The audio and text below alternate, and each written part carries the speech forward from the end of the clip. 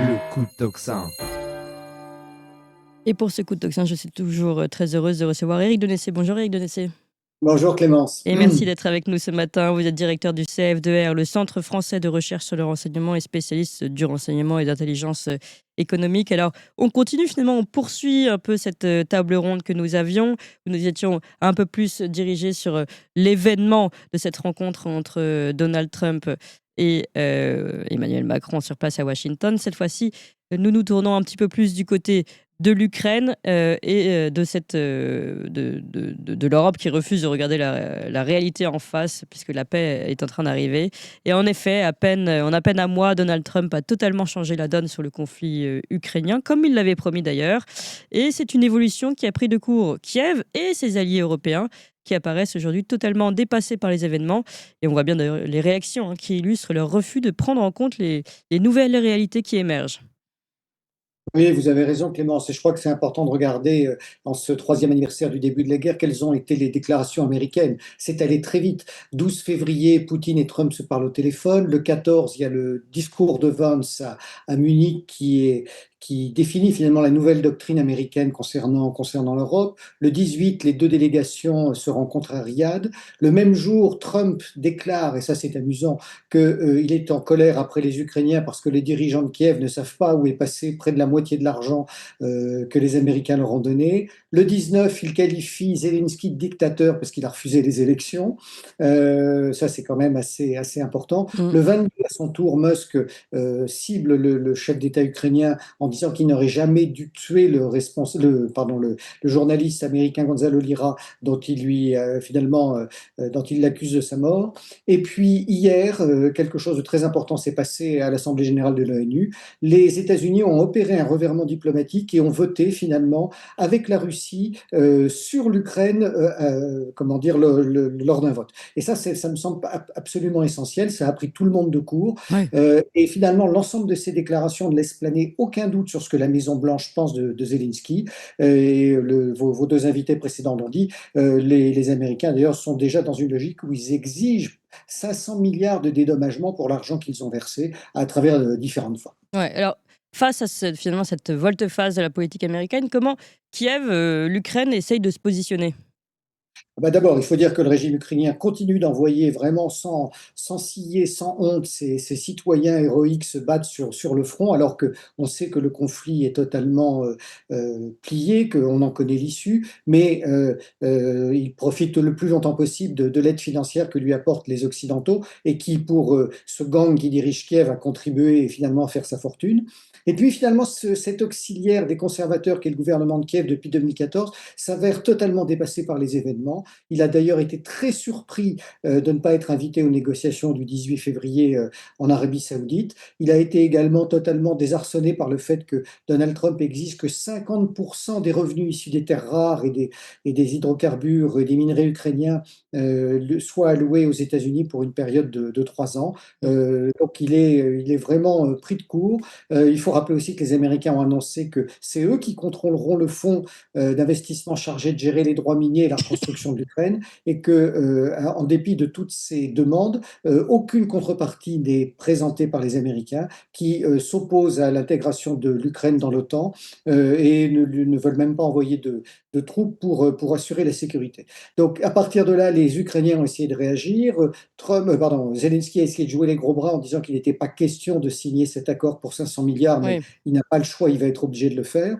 Et puis on voit aussi les dissensions au sein de cette équipe de Kiev, puisque le 19, c'est il y a quelques jours, Dubinsky, qui est un député de la Rada, dans un éclair de lucidité, a déclaré que finalement le nouveau président de l'Ukraine sera celui qui accepte de signer les accords avec les Américains, et que ceux qui voteront ces accords seront aussi les partis qui figureront à la Rada. Donc c'est quand même une vision très, très intéressante.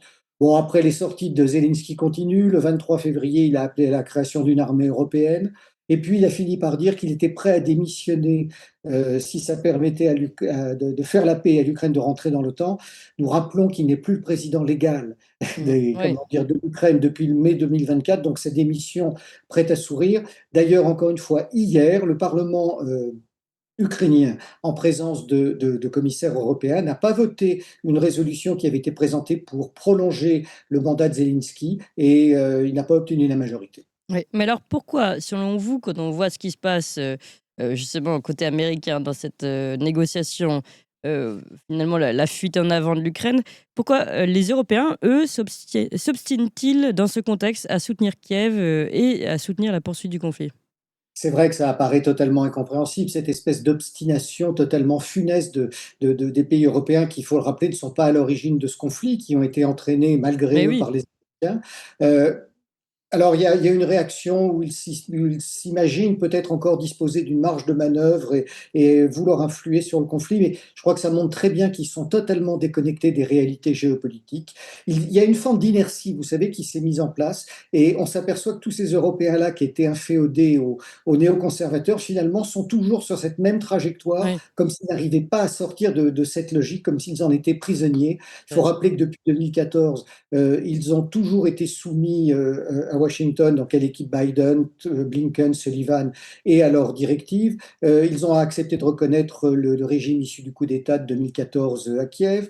Ils ont tous acheté des F-35, qui est un avion qui se révèle être un gouffre financier et qui a d'énormes problèmes opérationnels. Ils se sont laissés entraîner dans la guerre. Donc on voit, ils sont vraiment dans cette logique funeste. Et le paradoxe, c'est qu'ils ne reprochent en rien à Washington d'avoir été responsable de cette guerre, de les y avoir entraînés, ce qui a contribué à les ruiner. Et donc, nous sommes devenus, nous, Européens, de plus en plus dépendants. Ouais. Et d'ailleurs, ils n'ont même pas répondu à Trump non plus lorsqu'il a dit que c'était aux Européens de continuer cette guerre, que c'est quand même Washington qui en est le principal responsable pour avoir refusé de prendre en compte comment dire, les demandes de la Russie, qui étaient tout à fait légitimes et mesurées sur une nouvelle architecture de sécurité en Europe. Finalement, on s'aperçoit qu'aujourd'hui, nos vieilles nations européennes sont un peu blessées dans leur orgueil d'anciennes puissances qu'elles ne sont malheureusement plus. Mmh. C'est un petit peu comme la fable de La Fontaine. On a l'impression que ces grenouilles veulent se faire aussi grosses que les bœufs américains et russes, alors qu'elles n'en ont plus les moyens, qu'elles ont abandonné depuis fort longtemps tous leurs moyens de défense qui leur permettraient de peser sur la scène internationale en confiant finalement ces responsabilités à l'OTAN.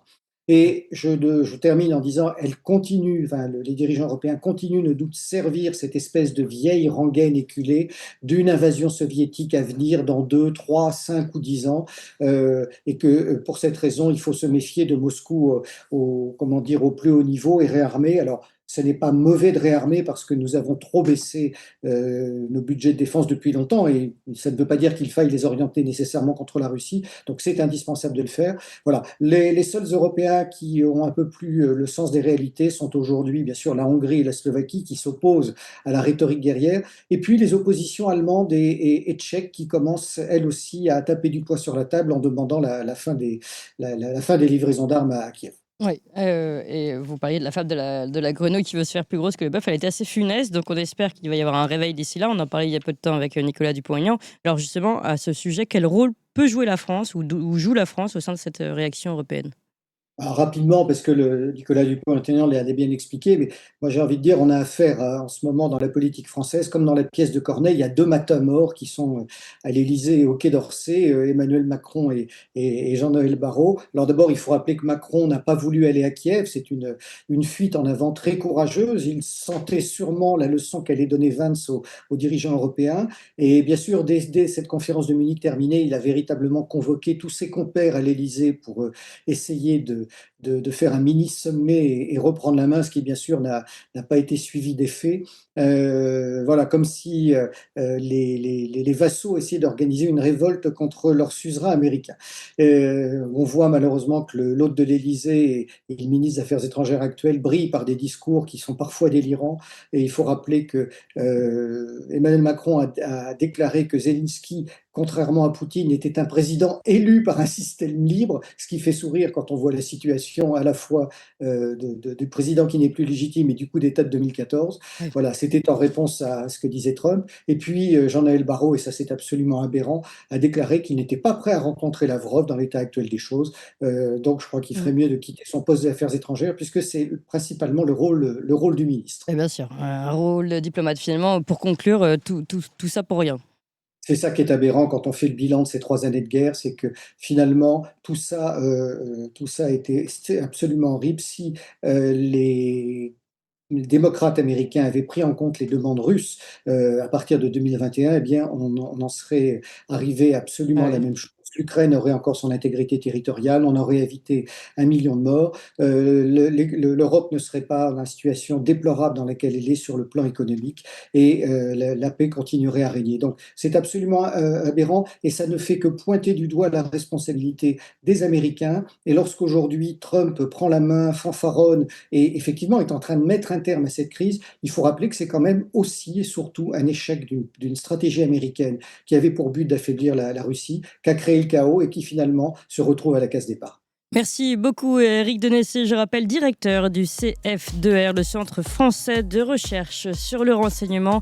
Merci encore pour cet éclairage. Et finalement, aujourd'hui, nous avons vu comme ça tous les aspects, tous les angles de ce qui se joue. Et c'est fondamental, cette paix entre l'Ukraine et la Russie. Et évidemment, de tous ceux qui œuvrent pour cette paix et ceux qui n'œuvrent pas pour cette paix. Merci encore, Eric Denessé. Vous avez aimé cette émission, vous voulez que l'on continue d'exister et de creuser ces sujets. Sachez que nous n'avons ni subvention, ni milliardaires, ni oligarques derrière nous, que nous ne dépendons que de vous. Donc faites un don à toxin-media.fr, toxin-media.fr, et encore mieux, faites un don régulier pour que nous continuions d'exister. Merci.